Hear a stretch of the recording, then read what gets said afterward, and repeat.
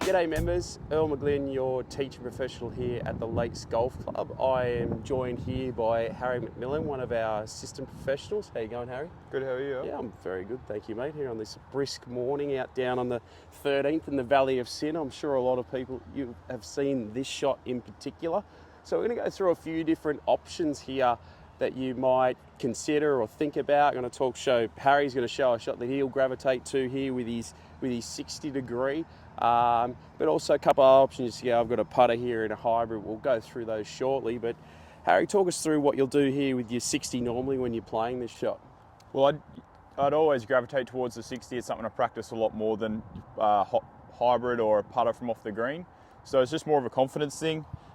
Pretty simple though, just trying to make a lot of contact with the ball first. You get it popping up in the air and landing just on the green, trickling towards the hole. So I'll just basically get the club here, set it up in the middle of the stance, open the face a little bit, hands nice and low, and then just looking to get my chest to the target and get the ball to pop up onto the green. Yeah, I think chest to the target's a real important thing there that I see a lot of, is people don't really allow themselves how much they've got to turn their chest towards the target. But very nice, mate. Let's see how it goes.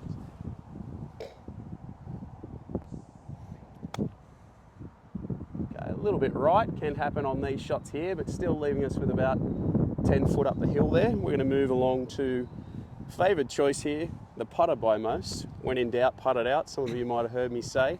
But what's one thing you reckon, Harry, you see people not do with the putter when they're practicing? Well, a lot of people around here, with the kayak, it's, putting from off the green is not a bad option with the grain and hitting, a lot of these shots off the wet kayak. But we need to be practicing this on the chipping greens. Probably not a bad place to start. Just getting used to seeing how the ball rolls through the kayak and onto the green. Yeah. Because otherwise you get left with a lot of shots like this around this golf course. Yeah. Big thing there is I just never see anyone at the chipping green practicing with the putter, particularly up some of those steep slopes when you come out on the golf course.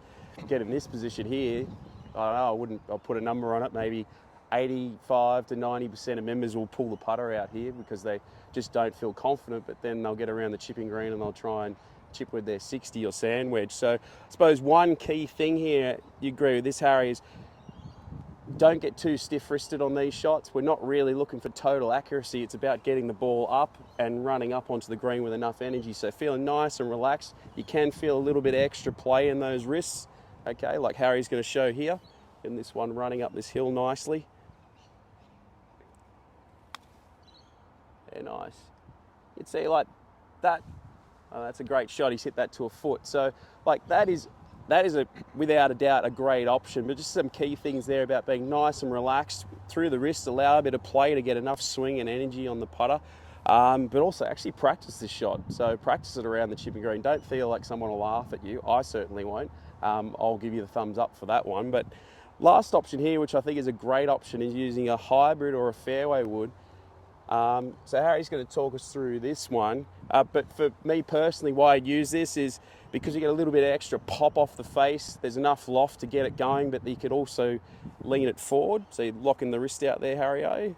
Yeah, I'd stand a little bit closer to the ball, get the grip up nice and high, and just pushing forward a little bit, locking the wrists, making it a bit easier to push back and through, get the ball popping and rolling up the slope. Yeah, very nice. I see a lot of time is people will try and chip it with this, play it like a chip shot and end up sliding the hybrid or fairway wood under the ball. It pops up and then sort of doesn't have enough energy on it getting up the slope, so it doesn't really work. Whereas we want to see this literally rolling like a putt, but it'll come off a little hotter than what a putter will, so it'll get up the slope easier without having to put so much swing on it. So we'll give it a bit of a go here. So a nice high hand, standing a little close to it so it locks the wrists out.